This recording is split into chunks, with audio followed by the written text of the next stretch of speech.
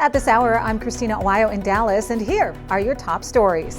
El Paso, Texas, and San Diego, California have the highest illegal migrant apprehensions between ports of entry in the nation. According to recently released data from CBP, more than 13,000 migrants crossed the border in the San Diego sector, with more than 12,000 crossing in the El Paso sector. Tucson, Arizona isn't far behind with an additional 11,000. Most of the migrants coming into the country are single men, with only about 1% of those detained in the El Paso sector coming in with one or more family members. This, as a new set of migrant caravans numbering in the thousands are heading to the United States from southern Mexico. And according to the Washington Office on Latin America, migrant traffic in a route from South America, the Darien Gap, has jumped to a whopping 51% in September, an area that saw 500,000 migrants cross last year and another 500,000 already crossing so far this year, according to WOLA. Blue Miami-Dade County in Florida has officially flipped to Republican as of Thursday afternoon in early and mail-in voting. Results showed a 0.1 lead by the GOP as of 2 o'clock Eastern on Thursday, with that lead continuing to grow. In fact, as of Friday morning, the Republican lead in the traditionally blue county has grown to 0.9, with more than 120,000 Republican votes compared to 118,000 Democrat votes. The latest numbers show more than 3.3 million people have voted in the Sunshine State. Governor Greg Abbott taking to social media to showcase the hard work that Operation Lone Star continues to do when securing the southern border in Texas. Abbott saying that Operation Lone Star works around the clock to add more miles to the Texas border wall. Illegal crossings are down, he said, by 88% in Texas, while they increased in other border states like California and Arizona.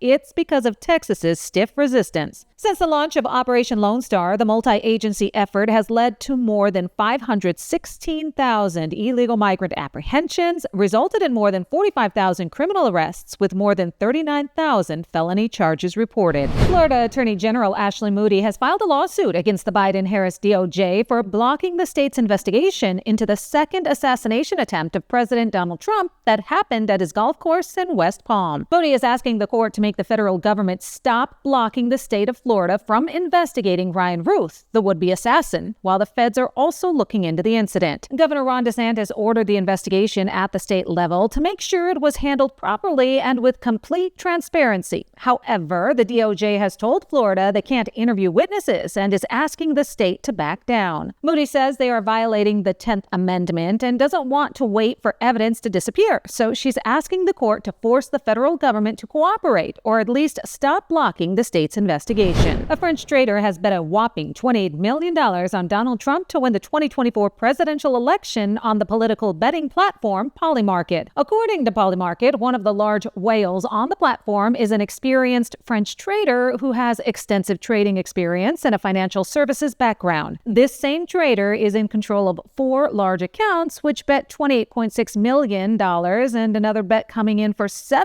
million that Trump will win the popular vote as well. The info comes after Polymarket launched an investigation, but found that to date, Polymarket has not identified any information to suggest that this user manipulated or attempted to manipulate the market. The statement said the trader's accounts were funded from a, quote, well-known centralized crypto exchange. Georgia Secretary of State Brad Raffensperger is saying that he expects a whopping 4 million votes to be cast by the time early voting ends in the battleground state of Georgia. More than 28 million people have voted during early voting so far, which is already underway in dozens of states, including the 7 swing states. Records have already been set in Georgia and hard-hit North Carolina, with more than 4 million combined casting their ballots. Georgia accounts for more than 2.2 million of those votes, meaning that 30% of active voters already voted. A record of more than 353,000 people voted on the first day of North Carolina's early voting period, even though part of the state was devastated by Hurricane Helene. Meanwhile, a record of more than 300,000 ballots were cast in Georgia on the first day of early voting. The total number of people collecting unemployment benefits rose to its highest level in almost 3 years. According to the Labor Department, there are 1.9 million people receiving unemployment benefits, which is up by 28,000 from the week of October 12th.